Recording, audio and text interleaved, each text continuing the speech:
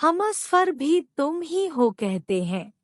जब बुरा वक्त आता है तो अपने भी साथ छोड़ जाते हैं, और जो साथ देता है वह बिना मतलब तो कतई नहीं। संस्कृति के साथ भी ऐसा ही हुआ जब उसके पति अविनाश को कोरोना हुआ। अविनाश सुबह समय पर उठा नहीं तो संस्कृति को चिंता हुई। उसने अविनाश को उठाते हुए उसके माथे पर हाथ रखा। माथा तप रहा था। संस्कृति घबरा उठी। अविनाश को तेज बुखार था। 2 दिन से वह खांस भी रहा था। संस्कृति ने कल इसी वजह से उसे ऑफिस जाने से मना कर दिया था, मगर आज तेज बुखार भी था। उसने जल्दी से अविनाश को दवा खिलाकर माथे पर ठंडे पानी की पट्टी रखी। संस्कृति और अविनाश की शादी को अभी ज्यादा वक्त नहीं गुजरा था। 2 साल ही हुए थे। पिछले साल तक सास-ससुर साथ में रहते थे, मगर कोरोना में संस्कृति की जेठानी की मौत हो गई तो सास-ससुर बड़े बेटे के पास रहने चले गए। उसके बाद कोरोना का प्रकोप बढ़ता ही गया।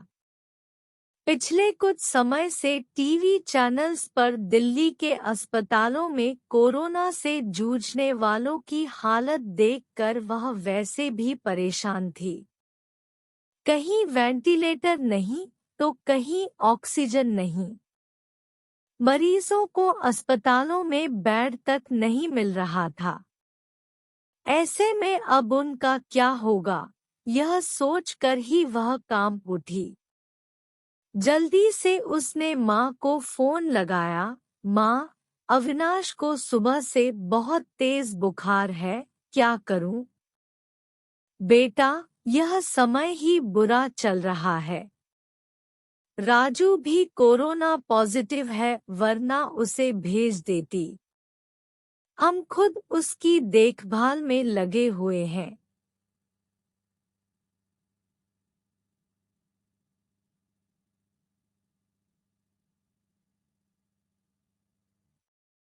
तू ऐसा कर, जल्दी से डॉक्टर को बुला और दवाएं शुरू कर। हाँ माँ, वह तो करना ही होगा। मेरी सास की भी तबीयत भी सही नहीं चल रही है, वरना जेठजी को ही बुला लेती। घबरा नहीं बेटी, धैर्य से काम ले, सब ठीक हो जाएगा, माँ ने समझाने का प्रयास किया। संस्कृति ने पति का कोरोना टेस्ट कराया।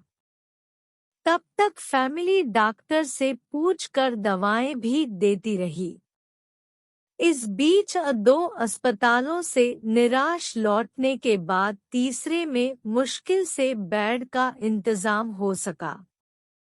सास-ससुर और जेठ भी दूसरे शहर में थे, सो मदद के लिए आ नहीं सके। वैसे भी दिल्ली में लॉकडाउन लगा हुआ था। रिश्तेदार चाह कर भी उसकी मदद करने नहीं आ सकते थे। आस पड़ोस वालों ने कोरोना के डर से दरवाजे बंद कर लिए। तब संस्कृति ने अपने दोस्तों को फोन लगाया, पर सब ने बहाने बना दिए। अकेली संस्कृति पति की सेवा में लगी हुई थी। अस्पताल में मरीजों की लंबी कतारों और मौत के तांडव के बीच किसी तरह संस्कृति खुद को बचाते हुए पति के लिए दौड़ भाग करने में लग गई। कभी दवा की पर्ची लेकर भागती तो कभी खाना लेकर, कभी डॉक्टर से गिड़गिड़ाती तो कभी थक-हार कर बैठ जाती। उसे कोरोना वार्ड में जाने की इजाजत नहीं थी। बाहर रिसेप्शन में बैठकर ही पति के ठीक होने की कामना करती रहती। उस पर पति की तबीयत अच्छी होने के बजाय बिगड़ती जा रही थी।